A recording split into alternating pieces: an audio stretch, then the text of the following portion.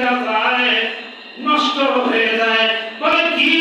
বলে এক নাম্বার হলো মিথ্যা কথা বলা, দুই নাম্বার হলো গীবত করা, আর এই দুইটা গুনাহ হয় জবানের দ্বারা।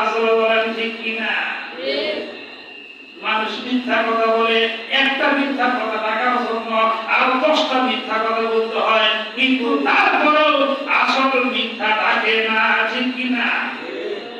বলে সত্য প্রকাশ হবে। তারপরে গীবত করলাম। গীবত হলো এমন একটা গুনাহের নাম যেটাকে আল্লাহর ওলি আশরাফ আলী থানভী রাহমাতুল্লাহ আলাইহি বলেছেন, গীবত হো গিয়া। তার মানে গীবত এমন হয়ে গেছে, ঈদা ভাত খাইলে যেমন মজা লাগে, গীবত করলেও তার চাইতে বেশি মজা লাগে। ঈদা ভাত খাইছেন কোনদিন? আলু ভর্তা করতে যদি ঘি হয় আর ভাত যখন না হয় মনে হবে গরু গোশত ফেল। ঠিক কিনা? তো গীবত করতে এরকম মজা লাগে। যারা গীবত করে তাদের রোজায় নষ্ট হয়, তাই নয় তাদের রোজায়ও কষ্ট হয়। নবীর জমানায় দুইজন মহিলার খবর নবীর কানে পৌঁছে দেওয়া হলো। হুজুর দুইজন মহিলা রোজা রাখা এমন কাতর হয়েছে, মরণাপন্ন হয়ে গেছে। নবীজি বললেন, এই যে পেয়ালাটা নিয়ে যাও, এই পেয়ালার ভিতরে তাদেরকে কবিন করতে বলো। দেখা গেল ওই পেয়ালার ভিতরে তাজা রক্ত আর তাজা গোশতের টুকরা চলে আসলো। নবীজি বললেন, সাহাবীরা কিছু বুঝলা নাকি? সাহাবীরা বলল, হুজুর তাজা রক্ত আর গোশতের টুকরা ছাড়া তো কিছুই দেখতাছি না।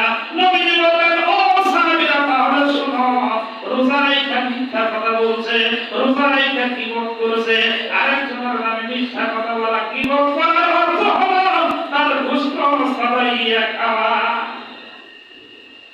এটা আল্লাহ প্রমাণ করে তোমাদের সামনে দেখাইয়া দিলেন।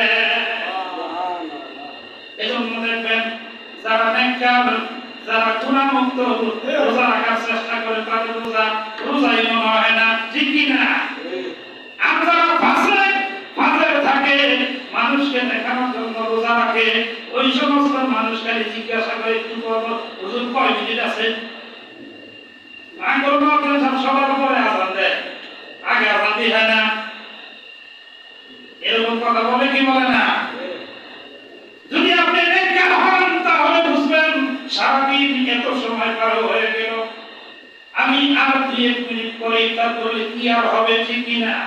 সাহাবায়ে কেরামের অবস্থা এমন ছিল, নবীর কাছে বললেন, হুজুর গো একসাথে 2 দিন রোজা রাখবো। বলে তার মানে হলো আজকে সেহরি খাবো, কালকে আর ইফতার করব না, রাতে সেহরি খাবো না, পরের দিন ইফতার করব।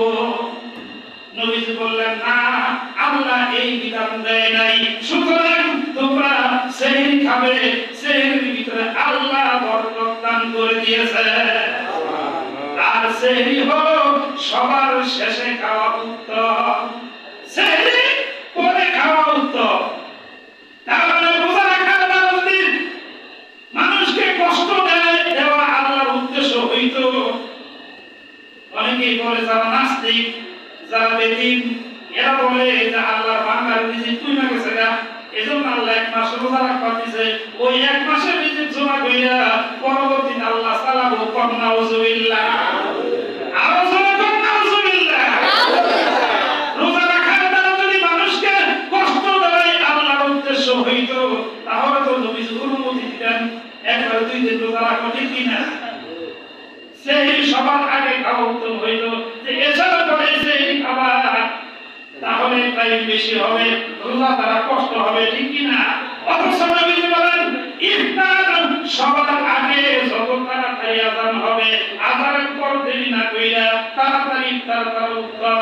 আর সেই টাইম শেষ হওয়ার আগ দিয়া, অর্থাৎ সবার পরে সেই খাওয়া উত্তম। সুবহানাল্লাহ।